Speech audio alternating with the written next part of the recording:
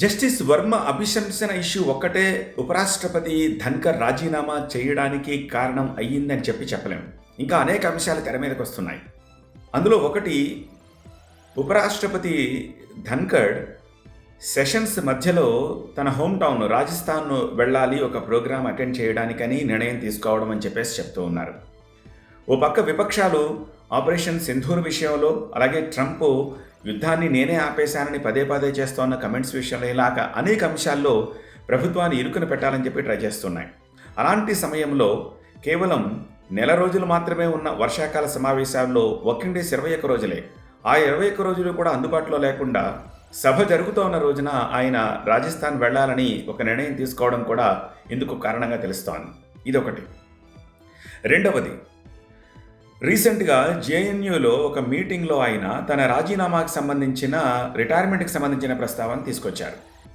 నిజానికి ఒక రాష్ట్రపతి కానీ ఉపరాష్ట్రపతి కానీ రిటైర్మెంట్కి సంబంధించిన ప్రస్తావన తీసుకురావాల్సిన అవసరం లేనేలేదు. కానీ మీరు వర్రీ అవ్వకండి, 2027 దాకా నేను ఉపరాష్ట్రపతి చైర్లోనే ఉంటాను, ఆ తర్వాత పైవాడిదయ్యా అంటూ కమెంట్లు చేయడం ఒక కారణంగా తెలుస్తోంది. ఈ రెండింటికంటే అతి ముఖ్యమైనది ఇంకొకటి ఉంది.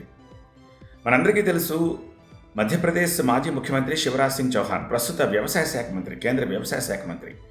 ఆయన అనేక పర్యాయాలు మధ్యప్రదేశ్కి ముఖ్యమంత్రిగా పనిచేశారు. Very down to earth. Madhya Pradesh ప్రజలు మామ అని చెప్పి పిలుచుకుంటారు. ఇంట్లో ఒక మనిషిలాగా ఫీల్ అవుతారు. Down to earth, simple living, high thinking, very proven. So కేవలం మధ్యప్రదేశ్కే కాకుండా ఆయన సేవలు దేశం మొత్తానికి కావాలని ఆయనను మధ్యప్రదేశ్ ముఖ్యమంత్రి పదవిలోంచి కొనసాగకుండా ఎన్నికలైన తర్వాత వేరొకరిని ముఖ్యమంత్రి చేసి ఆయనను కేంద్రానికి తీసుకొచ్చి క్యాబినెట్లో వ్యవసాయ శాఖ మంత్రిత్వం ఇచ్చారు.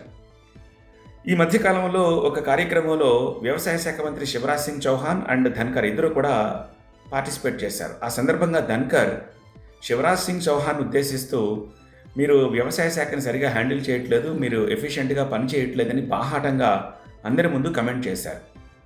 సరే, రాష్ట్రపతి ఉపరాష్ట్రపతుల్ని ఎవరు వ్యతిరేకించకూడదు, విమర్శించకూడదు, కమెంట్లు చేయకూడదు. బికాస్ రాజ్యాంగంలో అత్యున్నత కొలువులు కాబట్టి అవి. అందుకని ఆ రోజు శివరాజ్ సింగ్ చౌహాన్ దాని గురించి ఏం మాట్లాడలేదు, మౌనంగా ఉండిపోయారు. కానీ పార్టీ దీన్ని చూస్తూనే వచ్చింది. అలా కమెంట్ చేయడం సబబు కాదు అని చెప్పేసి అనుకుంటూనే వచ్చింది. ఇలా చిలవల పలవల కింద అనేక అంశాలు ధన్కర్ విషయంలో రాజీనామా చేయాల్సిన పరిస్థితులకు దారి తీశాయేమో అన్న అనుమానం కలుగుతోంది. మీరేమంటారు? మీ కమెంట్ రాయండి.